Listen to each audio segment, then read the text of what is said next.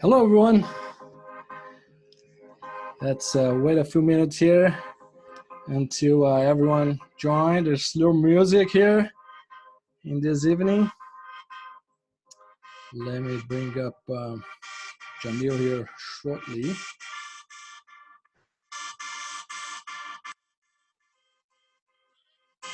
Where's Jamil? There it is.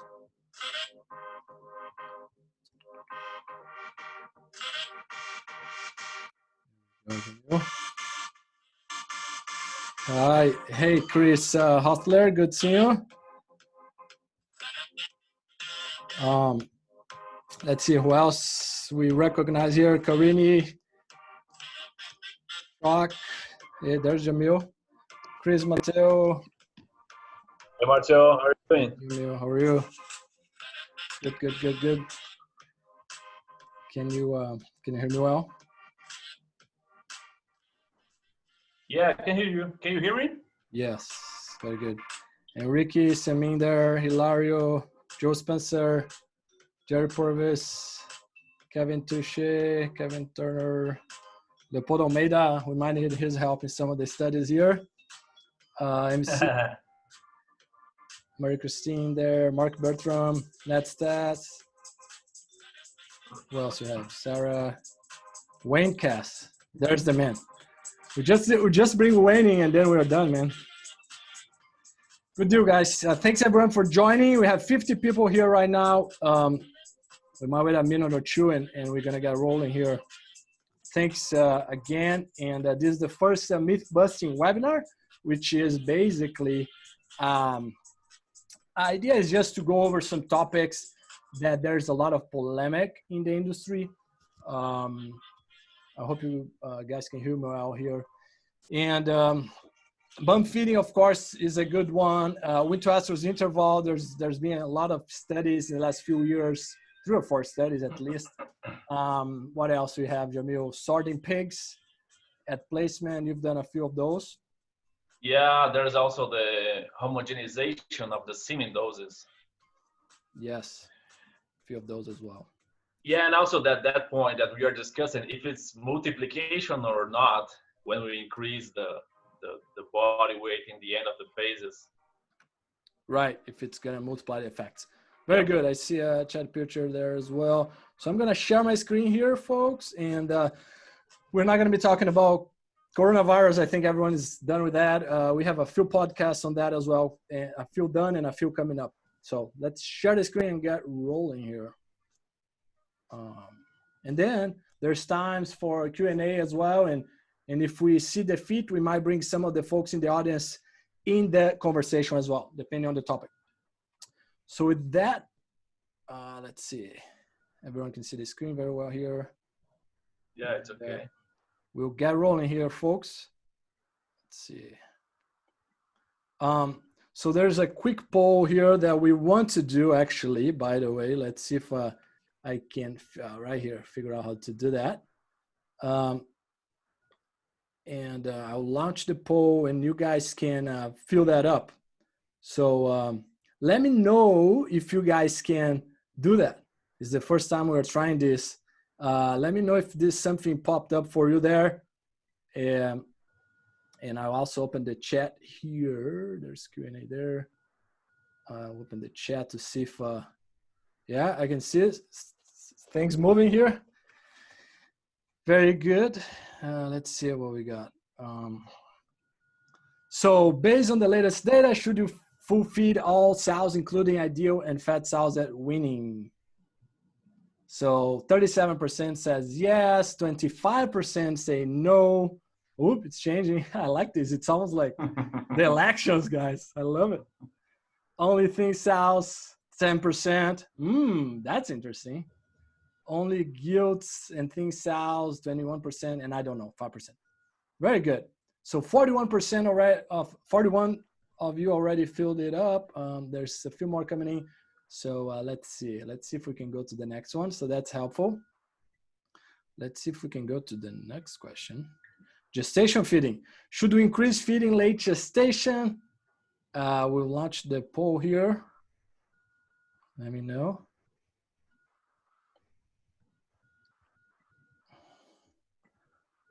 I hope everyone can see here the screen. Maybe this one is the most polemic one, Marcio. What do you think about?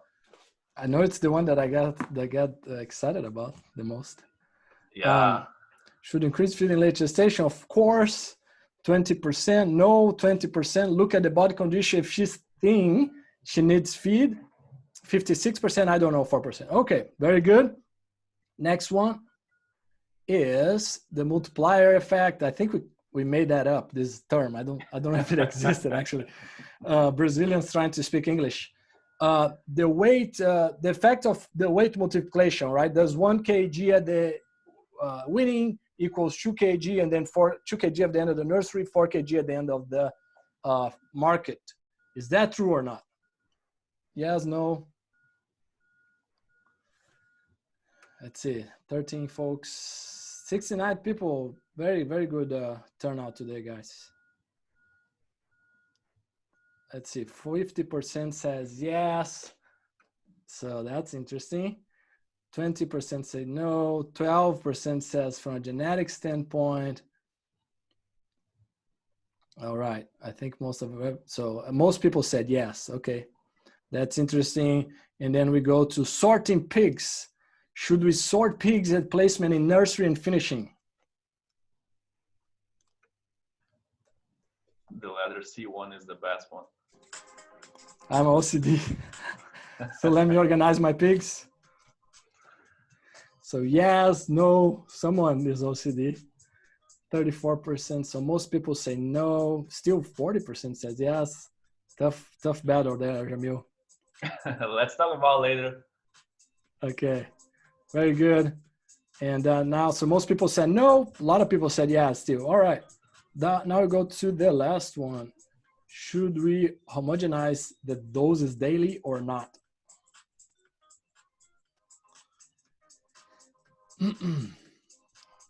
Ooh, that one is fluctuating. 30% yes, 20% no, it doesn't matter, I'm not sure. 40% is not sure. That's good. I don't consider myself expert on that arena. I know Jamil is more versed and we might have a few folks in the audience as well. Yeah, there's a lot of specialists in repro in the audience for sure. They will help us for sure. Very good. So most people said I'm not sure. So that's very good. And we just got a few chats here. Let me just open that up and then we're going to get rolling. Multiplier effect depends on whether you're talking within a group of pigs or between groups. Weaning weight is if they're bigger because they are older, it will multiply. Very good. And I think that's very fair. Keep them coming. Keep them coming, everyone. Keep the comments coming and we're going to get back to it. We're just going to roll with our views on it from what we understand from the literature, and then we discuss after that. All right. So, Wean-to-estrus feeding, folks. Recent studies show minimal impact on future reproductive performance. Full feed, thin cells only. That's pretty much the consensus there. Let's see, I know Leopoldo Almeida, he's in the audience. He's done 2 studies. I was a co-author with him, several hundred sows each study. And then I know Rafael there from Brazil as well. He did a large study with 1,000 sows. And let me go back here. And not a lot of responses there, right, Jamil? Yeah, this is, for me, is the most polemical one because when we discuss this topic, we are trying to make some inference in 5 days. So what we should do in 5 days of Wean-to-estrus interval, and there's a lot of variation throughout these 5 days. One sow can eat in the first day 1 amount, in the other day 5 kilograms, in the third day 2 kilograms. And I was talking to Dr. Almeida, one of the guys that studied this topic. It's pretty interesting because what literature show us is that we haven't seen any big impact in performance of the sow. And also you talk about, you said about this Rafael Gianlupi's trial, a pretty recent one with more than 1,000 sow. He uses a 2x2 factorial with a lactation diet and gestation diet and 2 amounts, and he hasn't seen any effect in the reproductive performance. Very good. Something I forgot to say, everyone, 2 things actually, Jamil. My bad, you didn't get to introduce yourself, and myself as well. Go ahead. Yeah, it's okay. Thank you, Marcio. Thank you for the invitation, and congratulations for your last project, the best one, Benjamin Project one.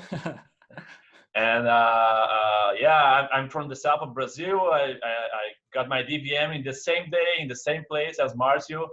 And I worked for 4 years in a company here in Brazil, in the pig industry, with 350,000 sows. Then I got my master's and my PhD in Brazil, in the south of Brazil, with Dr. Bortoloso. And in the PhD, I had the opportunity to stay in the Kansas State University for 8 months, studying with Dr. Tokash and a lot of good folks there. And I learned a lot about, and was a pretty nice experience, and just graduated my PhD. Very good. Very good. Yeah, thanks, Jamil. And I think I know most of you. My name is Marcio Gonçalves, and I work on the Swine podcast and other projects. The second point that I forgot to mention is that this webinar is not to be a formal scientific presentation. We do not want to bore you. And anyone that wants research, we're going to have the email at the end. You just send the email and we're going to send any papers on demand. Okay, that's it. Gestation sow feeding. That's the one that I know Chad Pucher is here, and we always laugh because that's the one that I knocked on the table when I'm discussing about that one. So I'm super excited about that. So I think most of you know more feed. Well, it's more cost, right? But more fat sows at farrowing, more stillborns, lower lactation feed intake. That is very, very black and white. That's going to happen. And then same birth weight, a lot of studies, especially the most recent studies, not a lot of responses there. Several studies. We're talking over 50,000 baby pigs being weighed at birth. And so then the interesting part here, we get polemics like, oh, most of these studies are only one cycle. And that's true. Most of the studies are only one cycle, even though there's a few that looked at two cycles.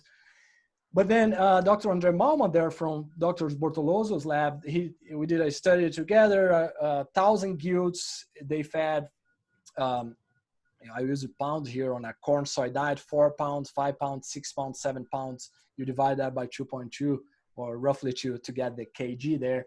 But basically, very clear, not a lot of response on the birth weight, lower feed intake, and then, but he followed over 4 cycles. And as you would expect, the more heavy the sows are, the less they eat in lactation, the more weight they lose, and then over time, what happens is actually they're not retained in the herd as much. And it's interesting because he just applied the treatment in the first cycle. If he had applied in all the cycles, would be much worse, the situation. But even then, he was able to pick up statistical differences there. One more comment here, well, 2 comments before Jamil getting your thoughts there. One is, there's a study from 1988 where this, I don't think we'd be able to do this study today, but what they did, they fasted the sows for 2 weeks prior to farrowing. And then you can guess what happened. Nothing, right? Because the sow in late gestation, she prioritized the litter or the fetuses, just like the lactating sow prioritized the litter, losing body condition and everything. So that's super, for me, that when I start putting all these pieces together, that was a big one. And then 2014, Peter Thiel from Denmark, I read something that I didn't know, which is in late gestation, again, she prioritized the fetuses, right? We always think, oh, reproduction is a luxury. So if she's, she's not happy, she's going to abort or lose a birth weight of the pigs.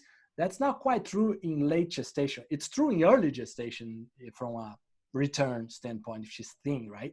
So that's the points there. I think for those that feel the poll there, at least our view is, honestly, you don't even have to bump feed any the gilts or the sows. The only point is look at the sow. If she's thin and you can see the backbones, she needs feed. It's that simple. If she's fat, she needs less feeds. I don't care what the nutrition is saying. I see, especially around the globe. Oh, here's the growth. Here's the fetal growth. Oh, she needs more feed. No, she doesn't need more feed. She's fat. Very simple. She already has one problem. We don't want to create another one. Jamil. Yeah, I like this topic because maybe one of the last gap that we just feel is the part of retention rate. Every time that you was in a conference talking about bump feeding, the first question was, and what about retention rate? And that study that you just said fill this gap. And now I guess there's a lot of room for studies around the transition diet close to the farrowing time, and then maybe we are understanding a little bit better how to give a little bit of more, not birth weight, yeah, birth weight, but we are having some nice results in the last studies about transition diet, so more close in 5 days to the farrowing date. So, but bump feeding is something that at least with the last studies, it's pretty clear that we are just not waiting, but increasing the size of the sow, basically. Yeah. And a few comments there, Jamil, is that I know a few in the audience have done studies. I know Mark Nauer's done, and a few others done studies on the last 10 days, for example, or 7 days, right? Which is pretty much a transition. That's different, right? When we're talking here late gestation, I'm mostly talking the last trimester there, or 22 days from day 90 on, right? That's a long time. So that, I think that covers most of it, Jamil. Yeah. So yeah, just look at the sow, and that's it. Very, very straightforward. Mm-hmm. Ideally, you want to do objectively. I like the caliper a lot, but even if you have someone that's good and the visual and consistent, but the problem with the visual is that you have consultants coming in, you have different sow farm managers, and everyone has their own opinion, and exactly. That's pretty tough. Very good, Jamil. So you take over. Yeah, let's move on to the sorting pigs at place. And this is a topic that I really like because it was one of the topics of my master's degree. And I ran 2 trials in the nursery phase. Can you move to the sentence, yes. Marcio? Yeah, do not mistake body weight variation of a pen for variation of a whole barn. We used to see people think when they look to a pen, when there's feed in the front of the pen, pigs with the same size, so they commit the mistake that the whole barn has a small or a lower variation of body weight. And we run some trials in the nursery, and there's other trials in the finishing phase, talking the same, saying to us that we don't need to sort pigs by body weight because we will not increase average daily gain, feed intake. Also, there's some problems in the pens with the heavy ones after weaning because they spend more time fighting because we record with some cameras. They spend more time fighting than trying to start the onset of feed intake. So we don't have any benefit sorting pigs by body weight in the nursery. And O'Quinn's one trial from 2000 first, if I remember, yeah. He found that when you sort pigs by body weight, you decrease in the end of the market the final weight. What means that in the unsorted pens they were heavier in the market time. So unless you have a special condition that helps you in your management during in the barn, so you need, here in Brazil we have a lot of big nurseries that they need to send to a lot of small finishing barns.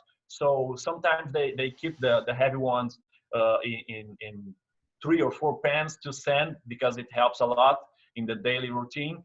But don't do this if you think that you will reduce variation or you will increase performance. Very good. Yeah, and there was that question on the poll about I'm OCD. I'm an OCD producer, for example, and in my entry there on the biosecurity side, my shower room there, everything is organized and clean. That's the one that's going to be very likely the pigs are going to be sorted by size. And it doesn't, a lot of very clear research there, at least 3 studies I believe even 4 that we are aware of. Yeah. There's one of in Holden Farms. I remember from Dr. Dritz, and then there's another one in Spain that I heard about. That is the same answer.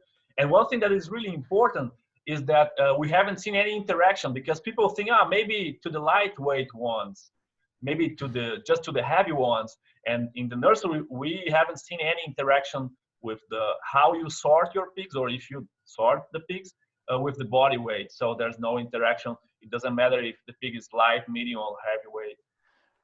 You bring a good point, Jamil, and maybe I want to see your thoughts there, because what about a few days, 3 days after weaning, when you see these pigs that are not eating regardless of size, right? Those are the ones that you might want to separate and take care of them, right? Yeah. This is we run an analysis with some batches in some nursery batches, and we saw a number like 10% of the pigs, they are in risk to be removed or to death. So maybe 10% of the pigs you can check in the 3rd day, maybe the one that they are screaming like crazy, they do not start eating, or they are with the belly empty, and you can easily see, you can move to a pen and help them, but not do this, not sort the whole batch by body weight, but focus on these pigs that are in risk. Very good, Jamil. Next topic. Yeah, this one it's one that I like. The term multiplication. We are talking this morning. We were talking about this. This is something that people like to say. If I do something the first week at nursery, and then I increase some grams or 1 kilogram, and in the end of the first week of nursery, I will multiply or add this weight till the end. But there's a lot of nice data with Dr. Mike Ellis. When they did some increase the feeder space in the nursery, but not in the finishing phase. And when they put these pigs together in the finishing phase, the advantage of body weight that they reach in the nursery, it doesn't keep in the finishing phase. So there's kind of a biological programming of the pig. So maybe you can multiply with the genetic facts, like if the pig has a higher birth weight, there's you increase the chance to have a heavier pig at weaning, at the end of the nursery, and at market. But people used to do this mistake, think that some timely intervention, like in the first couple weeks of nursery, will improve the performance, and then this improvement will keep going until the end of the market. So this is something that we confound when we think about this topic. Your thoughts, Marcio? Yeah, it's a good one. I mean, you see almost every month, you see somewhere in the internet that says something about that, right? Hey, you see something about, one pound here is 2 pounds there, or whatever. And I mean, people, I think we as humans, we like we use 2 analogies and we make them to be true. Like, for example, one example I like to use is, yes, if a pig is from just a normal population that you didn't interfere on that population, it's heavier because, some pigs are going to be heavier from a genetic standpoint. Yes, a heavy birth weight pig is going to perform better. Everyone knows that. But don't confuse that with, if I come here and I give a little more feed, we're talking about feed in late gestation. Some studies in the past used to see just a little bit, like 20 grams, 1% improvement in birth weight. Okay, well now this pig is going to perform better. Well, it's not necessarily. We don't have this data actually, but my theory is likely related, that change in birth weight of the baby pigs likely related to starch in the muscle and in the liver. So it's a little heavier, which he might just burn that in the first hour after after birth. So you see where we start connecting the dots. Sometimes things may not be related. So what we like to say, it multiplies when it's inherited to the pig. When I mean, like Jamil said, Dr. Ellis did a bunch of studies there, early 2000s, where they gave milk replacers for a few weeks in the lactation room. But another study was in the after weaning. They perform much better, the pigs, but it doesn't continue all the way to the market. Yeah, there's another one that they accelerate the weight gain in the first weeks in the nursery. Yeah, in the end of the day 14, they are heavier, but then in the end of in the market they have the same weight. And can you show us the sentence of this topic, Marcio? Oh yeah. This is something really interesting. The biggest factor is survivability. A live pig is a live pig. So if you are doing some kind of intervention, you should focus more on survivability than improve the average daily gain during 1 week or 2 weeks. There's a lot of examples of this kind of trials using antibiotics also. During the antibiotic intervention in the feed, pigs perform better. But when you take out from the diet, when you see the market weight, it's completely the same. And talking about weaning age, Dr. Roger Main found difference, like the weaning age can multiply, but we run a trial in Brazil with weaning age above 21 days, and when the pigs have the same lifetime age, they perform the same. They have the same weight, so it doesn't matter when you wean the pig or what is the age at weaning. At the same age in the market, they have the same body weight. But I'm talking about body weight, but survivability is different. So of course, the oldest one, they survive more. This is a pretty interesting topic, Marcio. Yes, and there's a lot of things that come along here. You've seen some of the studies. How many diets should I have in the finishing phases? Mariana Menegat did that. And that's one example. You know, there's some studies from Australia there. One diet, we're not recommending this, especially because in Australia they have lighter weight at market. But US, you know, with people talk about 2 diets, 3 diets, 3 diets fairly comfortable there in the finishing period. But what happens on the example of the 1 diet is that the pig is somewhat deficient in lysine, quite a bit deficient in lysine early finishing, but then late finishing, he catches up very often. Very good. So getting here, we have 5:26 p.m. here Eastern time. So daily semen doses rotation, Jamil. Yep. Yeah, I like this topic because when I was working in the field, I used to recommend a lot. I try to combine the reproductive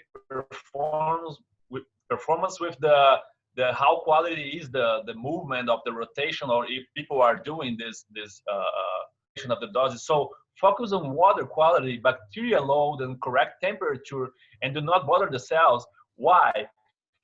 We have some pretty recent data, one from Germany and another from Brazil.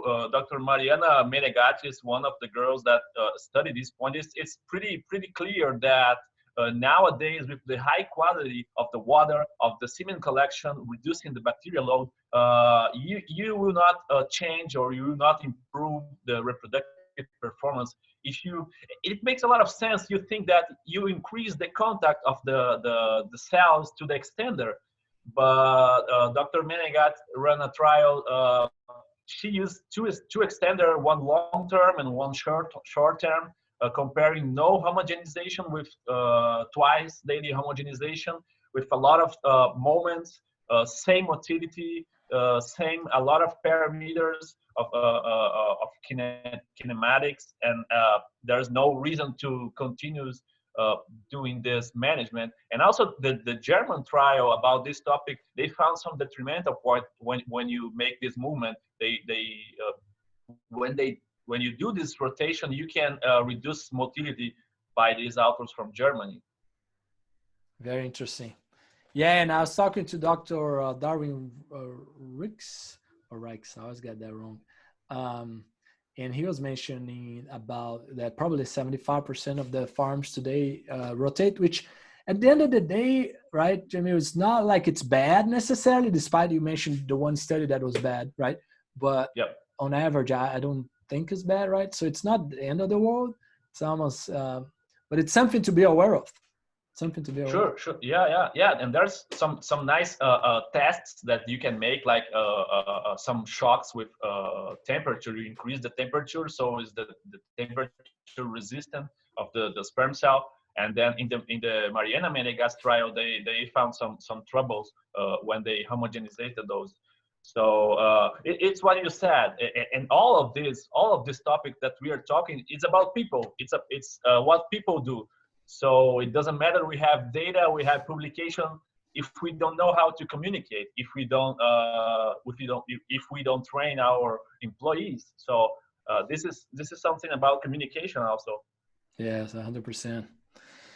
100%, Jamil. So we got to the Q&A here, everyone. So we have 94 people. That's a lot. Very cool. Let's see Q&A. We're gonna do some Q&A, and then, like I said, bring some folks in here to create even more interaction. So Jerry Purvis say we have messed up and have a fat sow at day 90. Should you try to feed her less, or are there repercussions for doing this? I'd say I would try to fix. Yeah, I would definitely fix it. So let's say, assuming a corn soy diet, I always start with that statement because there's some picky nutritionists. Oh, what's the energy of the diet? So assuming a corn soy diet, 3.5 pounds, so 1.6 kg, I would do that because that's plenty. We have studies, 2 studies in gilts that 1.8 kg, so 4 pounds, was enough for a gilt to maintain her body condition. Her back fat was the change was 0 from day 90 to farrowing at 4 pounds for gilts, and for sows, of course, the requirement of the sows, at least the maintenance is higher there. But I'll definitely fix it because, again, she has a problem already. She's fat, and if we give more feed, then it's bad. And then now what we can do is give less feed, so 3.5 pounds, and then she might be a little better at farrowing and have less stillborn. She's gonna eat much better in the lactation. Very, very good question there. So I don't know what answer live is here, but that's interesting. Carlos Gonzalez, hey Carlos, research shows that fat sows wean less piglets compared to ideal sows, right? What about laid-on pigs? Are fat sows crushing more piglets? See, I haven't seen any data, but I believe, yes, we will, from an anecdotal standpoint, I think most people would agree with that. I think so. From the data we had, we looked at mortality. We didn't see any change in mortality rate. So here's the thing, right? Virtually no change in mortality, not that we can tell really well, but there is 1 to 2% change in stillborn. I would bet $100 right now. If someone wants to run a study, randomized, well-designed, blah, blah, blah, lots of sows, that you're gonna see a change in stillborns, 1 to 2%. So I was like, okay, what does that mean? Well, 1 to 2% in stillborn is the same thing as 1 to 2% mortality, which is a lot. So that's a very well put comment there. Carlos, Jerry Purvis again, send me your research on sorting pigs. So Jamil. Yeah, I sent you, Jerry. Thanks for asking. Perfect. We have your email here, Jerry. I'll get a print screen here just in case. Huh? Very good. Oh, I have more here. Morgan. Hi, Morgan. In regards to the late gestation feeding, what do you think about the research that sow requirements change in late gestation? So, okay, that's a great point, and I love that you asked that. And need to be fed a diet with different amino acid levels in order to increase birth weight of piglets and decrease variation in birth weight. Okay, variation birth weight. No, it's not going to change. You look at the studies. That's another myth that of itself, which is extremely hard to change variation in pigs, period, right? They start with 22% when they are born, 25, and then they die with 10 to 12%. Half of it, they fix themselves, so that's great. And the other little bit you can change by marketing strategy. So variation is something that it's another myth, I think. But okay, late gestation, you see these charts, right, with the requirement. And that is true for what it's saying, but I think, and that's another one that people don't read it correctly, which is Sure, if you give more feed or more amino acids to the sow, she's gonna put weight. That's it. That's what's gonna happen. If you're giving a little more amino acids, it's probably okay. Probably not as much as the NRC. You don't need 17 grams likely. Laurie Thomas study showed that very clear. But the biggest thing here is that those charts are made from nitrogen balance, which is blood collection there from the sows. And yes, she's going to respond to more nutrients, but it doesn't say that she's not going to give that to the pigs. She's not going to give that to the pigs, right? So that's it. That's, I think, where there's a lot of misunderstanding in the scientific community. I think 80% of the scientists believe that's true. But if you look at this one factor that the NRC doesn't account for, the fact that she prioritized the fetus in late gestation, and the fact that there's like 5, 6, 7, 8 studies with thousands and thousands of sows and like I said, 50, 60,000 baby pigs weighed at birth, you don't see any change. So that's enough, I think, right? That's why sort of why we're doing this webinar is like, we have other things to worry about, I think. Now, to answer your question on the different diets, I discussed a lot with Hyatt Frobos on that. And I think we generally agree that basically what we want to see is you're going to save money if you have a diet with less amino acid to the sows and more amino acid to the gilts. I believe it's about $5 per sow per year. So that's pretty good. So I would diet not through different diet throughout gestation, but how to say parity. Another comment here, and sorry, Jamil, I took over here. Another comment on the Guelph did a few studies following up several cycles. They just presented at Midwest meetings. They changed the amino acid every day. They didn't see any difference in performance. Okay, so that's extremely clear data there, and that's it. So looking forward to the discussion here. Curtis, is the best time to affect gestation, sow body condition, backfed in the first 30 days? I believe so. Yes. A lot of people in the past used to think, hey, too much feed in the early gestation may have embryonic absorption, right?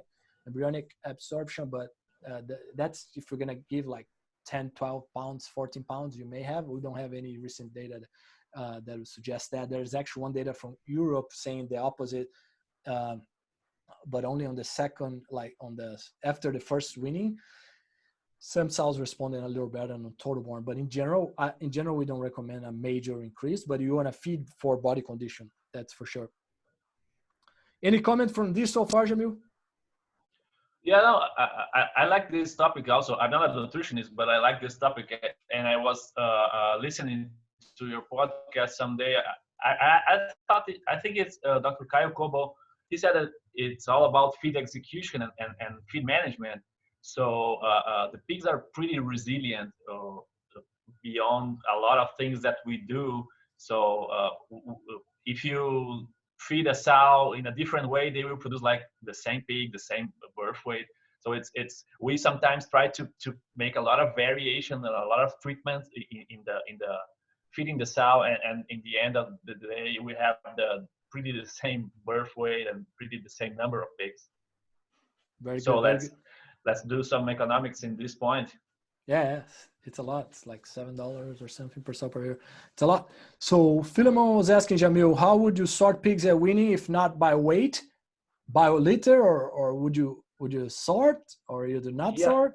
Yeah, thanks, Philemon. It's a good question. Our recommendation nowadays is that just don't sort. You just need to open the gates and be sure that you have a quality of the air, feed on the feeder, and it's a little bit warm to the pigs, a great environmental condition, water quality, and feed on the feeder. So then in the third day, you can pick some pigs that you see that they have the belly empty or something like that, and put in a pen. But don't sort by.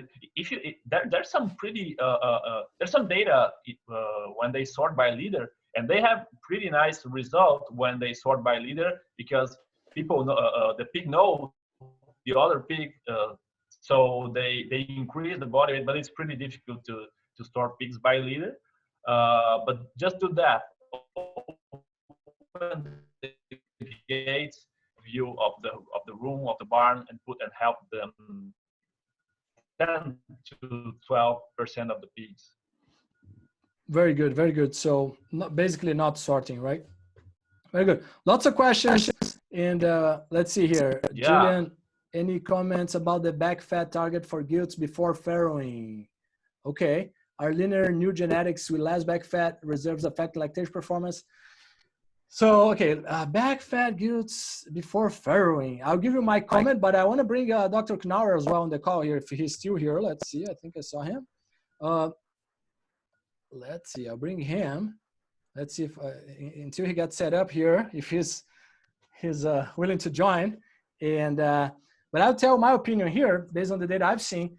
I think gilt body condition at farrowing should be likely around 16 to no more than 18. That's for sure.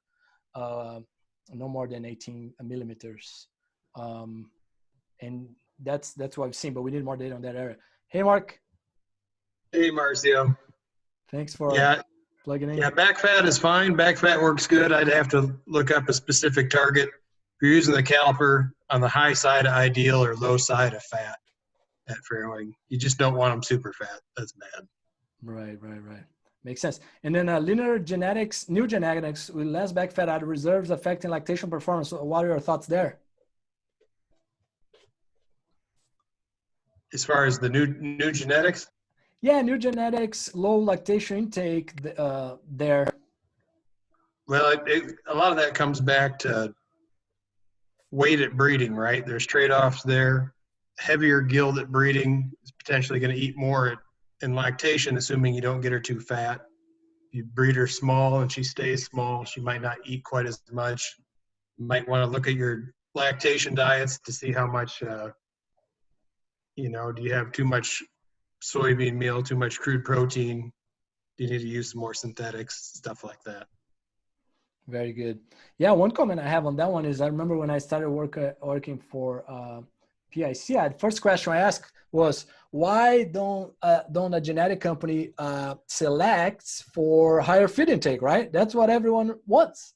And then the answer I got was, why would you do that, right? It doesn't make sense because, okay, so that's interesting because from environment standpoint, at the farm level, you want a good feeder, you want a good environment, you want water, you want everything you can do for her to reach the genetic ceiling, but for feed intake. But the genetic ceiling, from a genetic standpoint, you want that to go down because you want to give less feed, right? You want to be feed efficient. So for me, that was super interesting from that standpoint. Very good, Mark. Anything else there, Mark, before you jump out? No. Keep up the good discussion. Thanks. All right, we'll bring more people here. Let's see how I drop remove. Oop. No, I don't want to do that. Hide. Okay. So we'll do that. Let's see. I know Marcus, Kevin Turner. Okay. Lots of questions, guys. Let's see. What else we got here? Mark was asking, Hilario was asking, what nutritional change that the transition diet has compared with gestation diet?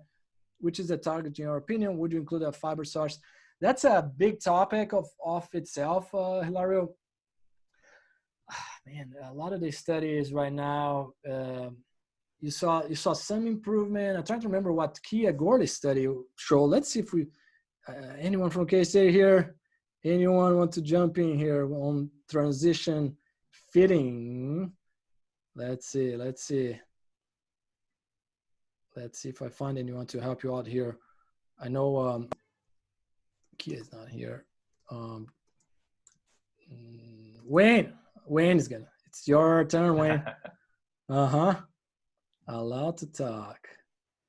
Talking permitted. Unmute. Okay. All right. What do you want? What's your question? Stump the chump. Transition feeding. What should we do? Yeah, we need. Yeah, years ago, we would feed a diet that was high in fiber and had a laxative and stuff, and we'd feed it for a few days before the sows farrowed and a few days after. And those were in a lot smaller herds, and stockmanship was a little different. And I've got an old VHS, videotape, and from Australia, and they would top dress for a few days with wheat bran before and after the sows farrowed. But I think we've got a lot to learn in that area. I like what Trey Kellner's been looking at there, and basically his theory is you've got two tubes. You've got the reproductive tube and the digestive tube, and you want that. You don't really want that digestive tube full, or you certainly don't want it full of hard stuff, and it having an effect on stillborn. So I think there's some logic there, but the implementation of it's going to be a trick on most farms. But I would say that on batch farrowed farms, it'd be easier to have a transition diet. You're going to farrow this many sows. You'd have an allotment just like you do with grow finish pigs. You'd allot so many pounds of this transition feed, and when it was gone, and then you switch to the other. So Makes sense. We've got a lot to learn in that area. I guess the part that I've been a little surprised by was, back in the 70s, Searley did a lot of work in Georgia, and it was duplicated other places where they fed a kilogram of fat before a sow farrowed, and it didn't make any difference if you spread it over 5 days or 12 days, as long as you got a kilogram into them, and that increased piglet survival. And so recently we've done, and that was back when we didn't have as many pigs as we have now, and so per sow. And so I thought that would be a slam dunk that would work again now. But we did a trial, PIC did a trial, and didn't see much there. So I was disappointed and surprised by that. So that makes sense. I remember you mentioned that study on the fat side, and one thing that was interesting here in the Midwest meetings was on this transition thing was that there's a study from Denmark, and then you have, I believe it was Kia and Trey. They looked at how often, right? How often you want to spread. If you're going to do them. Yeah, how far away from the farrowing event you want to have some energy there when she farrows. Yeah, so instead of coming in first thing in the morning, giving every sow that hasn't farrowed her allotment of feed for the day, that it looks beneficial to split that up, feed her half of it when you get there in the morning, and the other half when you go home at night. Yeah. Right. Yeah, just from a glycogen standpoint. Very good, Wayne. Let's see. We're gonna keep rolling here. Let's see what else we got. Any thoughts on the transition from a research standpoint, Wayne? Anything else you want to know there? No, I think we need to do some, but yeah. And fiber might be one of them, and amount of feed might be one of them. And I was disappointed in the one that I thought would work for sure was the kilogram of fat. I was sort of disappointed that didn't work. Mm-hmm. But I guess some other things, there's some old work done with yucca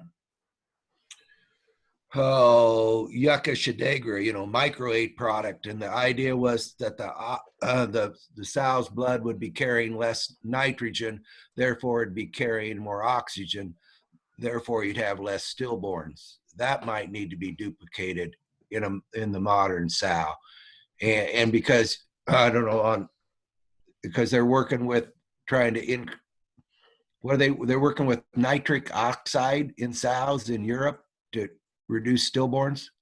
Okay. Yeah. Oh, wow. I didn't know that.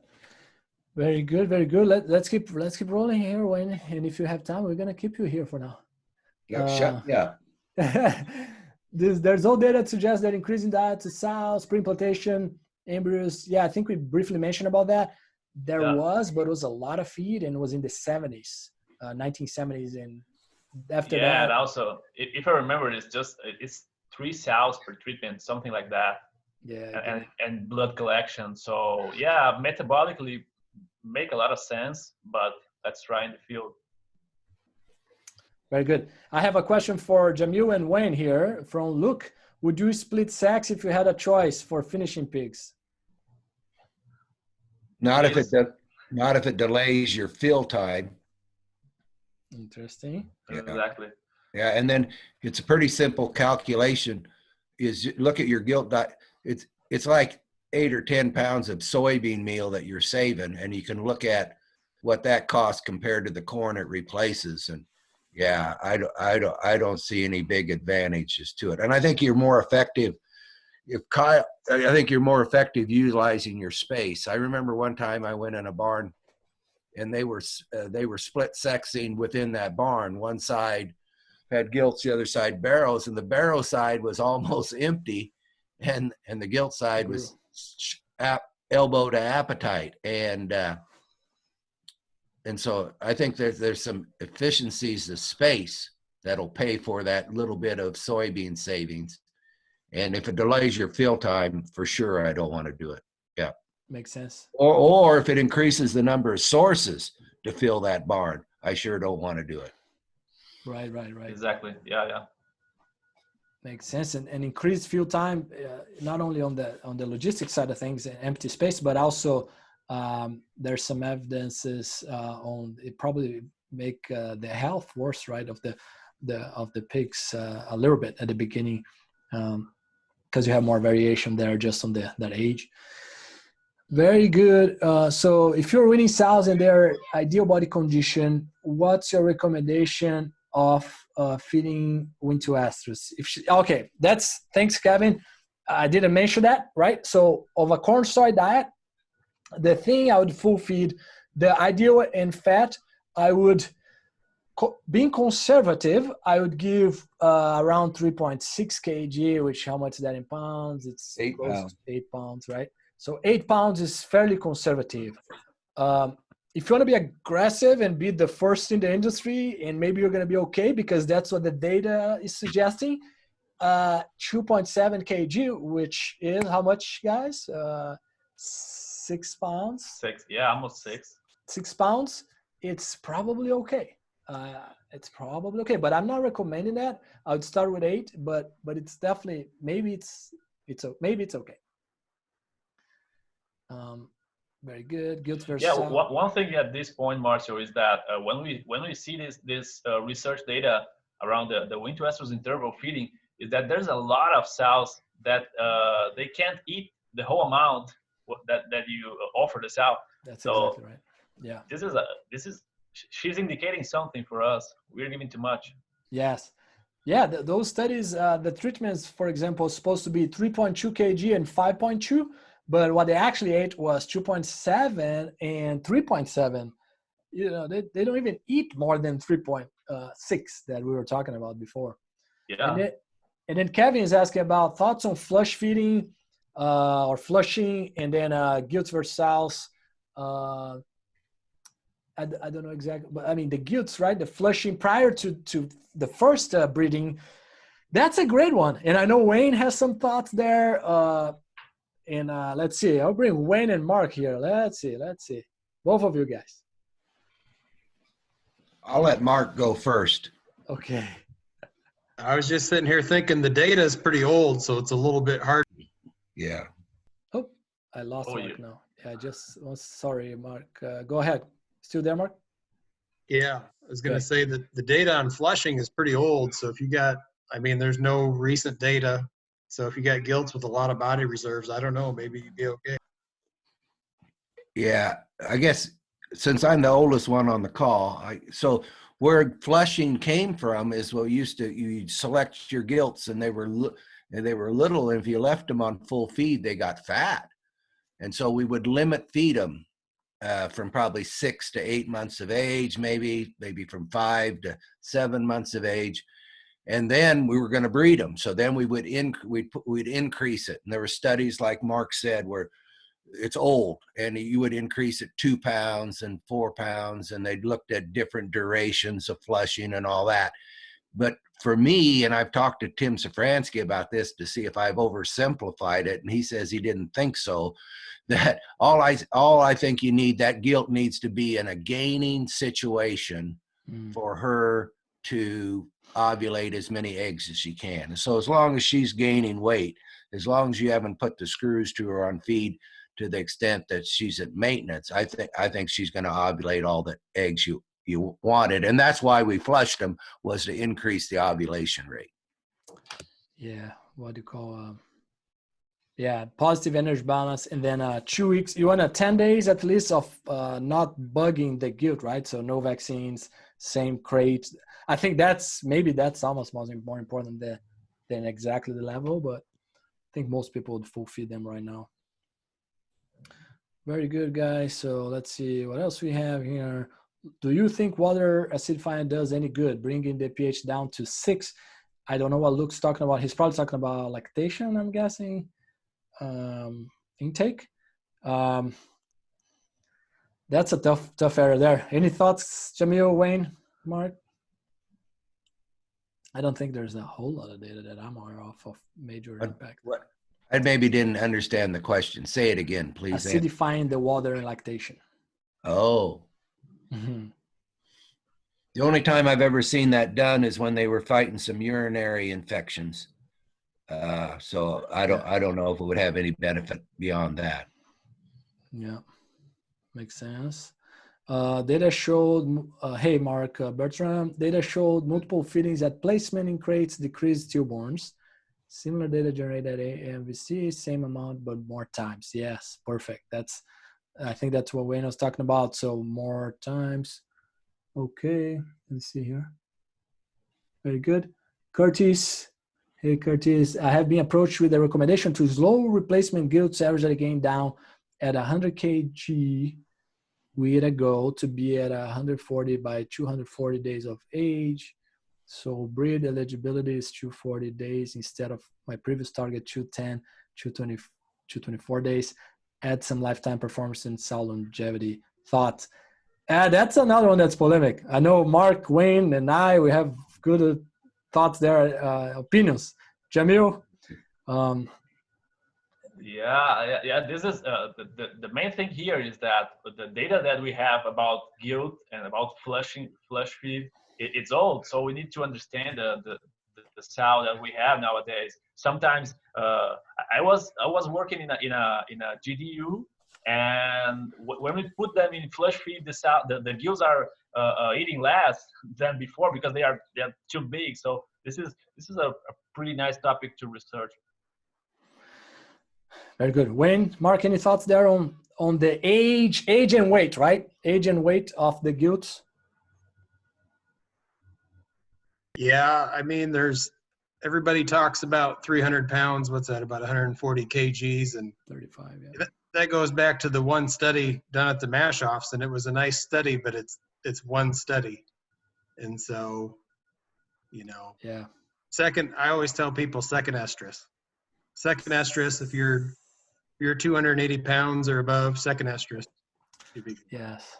Second estrus. I think age covers a multitude of sins. Mm-hmm. That, the older you get, more likely they're going to have the second estrus. More likely they're going to be at 300 pounds or bigger. So that breeding them older covers a multitude of sins. And you typically, with the genetics that I have the privilege of feeding, we don't have any trouble getting them big enough. And so, and here is half the stuff I say is wrong. So you can decide which half, because if I knew it was wrong, I wouldn't say it. But I try to grow my gilts a little slower just because of other species. So like racehorses, they don't grow them as fast as they can because they feel that improves their feet and legs. Their soundness. Large breeds of dogs, those diets are typically lower in energy so that they grow a little slower to improve joint health and structure. So my gilts, if I had trouble making my weights, yeah, I'd feed them harder than I do. But if I don't have any trouble making my weights, I feed lower energy diets. Yeah. Makes sense. Yeah. I would, yeah, it probably going to vary by genetics, but like Mark said, there's not a lot of data in less than 15 years. So that's a big one for genetic companies to generate that data. Okay, Chuck, so Chuck wants the research on pig sorting there, Jamil. Yeah, for sure. If he wants, Chuck, if you want to drop Hey, us, Chuck. I have your email. Yeah, send your email, please. I have Chuck's email. Very good. So we have a few more here, guys. Anything else? You keep them coming here, and we should be wrapping up very shortly here as well. So Dan Bussiere presented in BEF some response in gilts and late gestation feeding, nothing in sows there. Self-feeding Wean-to-estrus. So Wayne said that he'd like to compare some self-feeding Wean-to-estrus, hand feeding. Because I think, when we were hand feeding our sows in lactation, we thought we were getting all the feed they needed or wanted in there, and we weren't. When we got self feeders, we found out we weren't. And so what bothers me you guys already talked about how erratic their feed intake is from weaning to breeding, and so maybe we would get some more feed in at the right, what she could eat when she wanted to eat. Mm-hmm. So I wonder about a self-feeder in Wean-to-estrus. And then the other part of it that bothers me and you guys pointed that out too, they don't eat as much feed as we offer them sometimes. And then you see that wet, sour, nasty damn feed in that trough, and you wonder, that can't be good for anything. Yeah. Or anybody. Yeah. Yep. I've seen some farms that had the full feeding there, right? But the actual feeder, but I haven't seen any actual data from those. But I got a farm that's got those, Marcio, and they like them just fine, but we don't have any way to compare them to anything, Right. That's all we got. We got them on all of them. Yeah. Very good. Chad Pucher was asking about a lot of talks in the farms about bump feeding, increasing piglet viability. What does the pre-weaning mortality and growth data look like with bump feeding? I think we touched a little bit on that, but yeah, that's a big misconception. I believe the data, you cannot pick up anything on the mortality. Biggest thing is that fat sows they have more fat cells in their mammary complex. They're not going to produce more milk, and we know that is a problem. So and then when you say, Chad, on the growth data, I think you're asking, just the piglet growth. I don't think anyone looked at the growth specifically. We mostly look at the birth weight, right? Ideally, we would go all the way to market. Those are very hard to do sometimes. I wouldn't expect any change there, Chad. We did a lysine study in lactation, five treatments with Gene Gorley, and we went all the way to the carcass in that one. That was a lactation lysine study. We didn't see anything until the market. So I don't think anything on that one. Very good. Morgan, in regards to the late gestation feeding, would you think about the research that sour requirements change late gestation need to be? I think we already answered that one. If you cut a sow to 2.5 pounds after 90 days, even if she's fat, her pigs will look like shit. Yeah, I wouldn't go as far as 2.5. Look, I would do 3.5. Three. Sorry if you understood 2 from my English. 3.5 is the lowest that I would go, and I wouldn't go at 2.5. I wouldn't go, even though I don't know if anyone has tried the 2.5. Would accept the study from 1988. There's one study that they gave 1.2 pounds throughout the whole gestation. Okay, that's not a lot, and that was bad. But 3.3 pounds on that same study throughout the whole gestation was fine, which is, again, we're not recommending it. Only for fat sows, 3.5 of a corn soy diet. Very good. Put your fists on the table, Chad. I think we did that already. Thank you, you guys. Rocks. Hey, Fernando. Morgan, can you please share data when we showing sow lactation intake has actually decreased in the past few decades? Boy, I don't know if I have that data specifically. If anyone has, please comment here. I don't know. Wayne, do you know if sow lactation intake decreased over the last decades? That's a good question, Morgan. I think it's going back to the comment I had on the genetic companies selecting. They don't select to increase feed intake. and they don't select for intake in general, at least to my knowledge, some of them. But the biggest thing is you want to select, you know, for weaning weight, Wean-to-estrus interval reduced, and all those things, and then that lactation takes just kind of a byproduct. There, to my knowledge, but I may be misspeaking there. Or is that assumed since finished pigs have become more feed efficient? Yeah, exactly right. That's assumed too, because the feed efficiency, half of the market pig comes from the mom, and that's exactly right there. Thanks, Wayne. Kevin Turner echoed Wayne there. Tiffany, acidifying is supposed to help with feed efficiency and I don't know, Tiffany, what else you were trying there. Yeah, some data, I mean, acidifiers, there's a lot of data there. You see variation sometimes depending on, if you look at the nursery pigs now, you know, depending on health and all those things. Electrolytes for our pigs to manage scours also makes the gut more acidic. Does anyone have any other info about this though?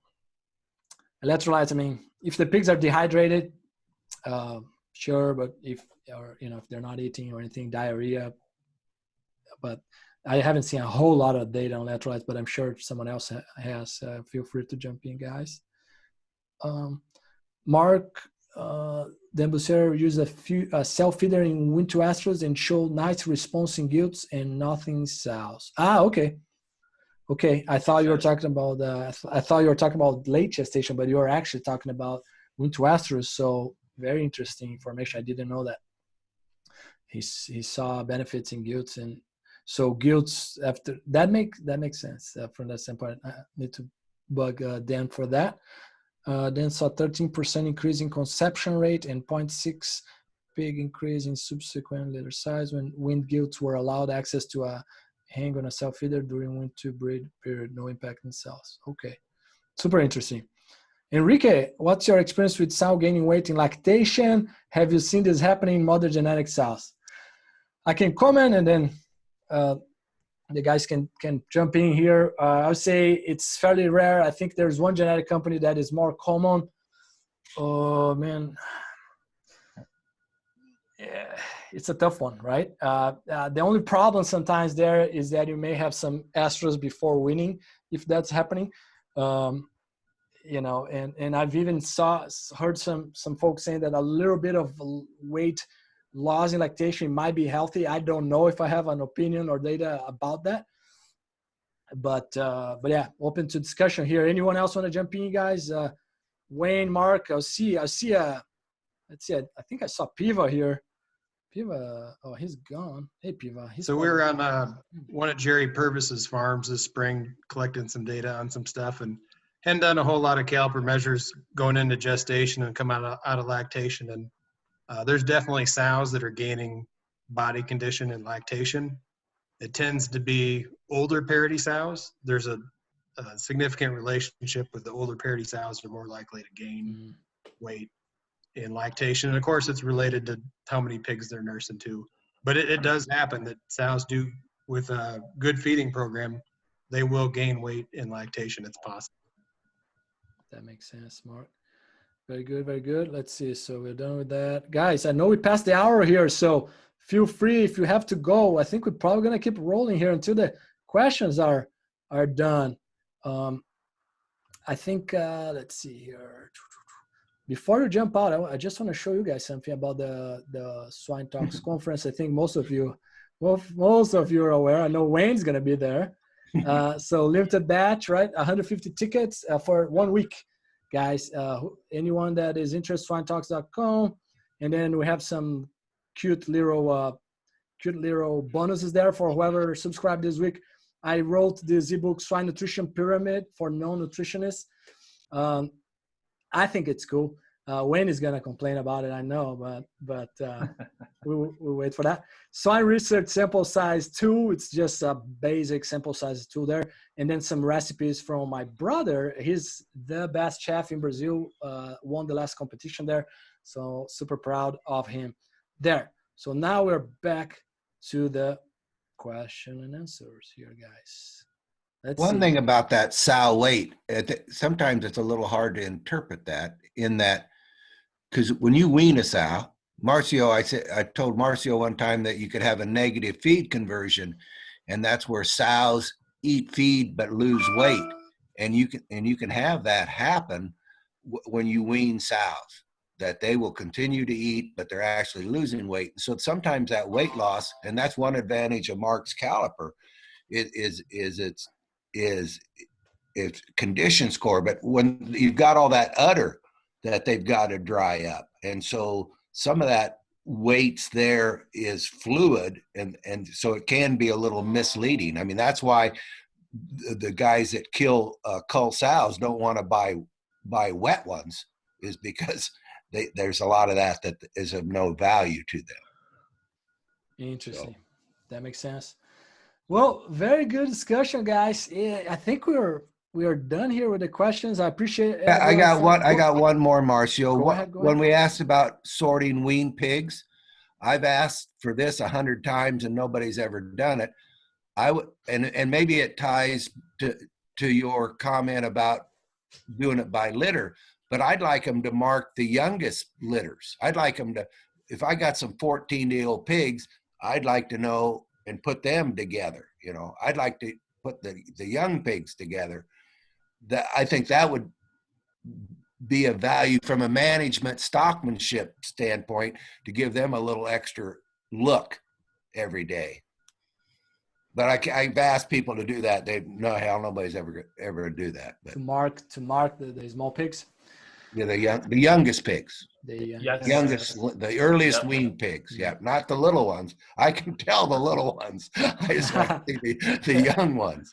I see. Yeah, that makes sense. You were going to say something, Jamil, before we wrap up? Yeah, makes sense. Because we ran a couple of trials around the weaning age, and there's a big relation of mortality removals with wean age. So if you can split, you can save some pigs. Very good. Sort by age. Very good, my friends. I think this is a very tough moment for our industry. I hope everyone, I'm sure everyone will be okay. We'll be okay a year from now, but right now it's very tough for everyone from a profitability standpoint, and also from overall just the struggle with the packing plants and everything. So appreciate everyone's time here. Appreciate Jamil a lot. Wayne, thanks for plugging in there. Mark as well. Appreciate everyone sticking with us to the end here, guys. Thanks so much. Have a good evening, everyone. Thanks, Marcio. See you. Thank you. Bye-bye.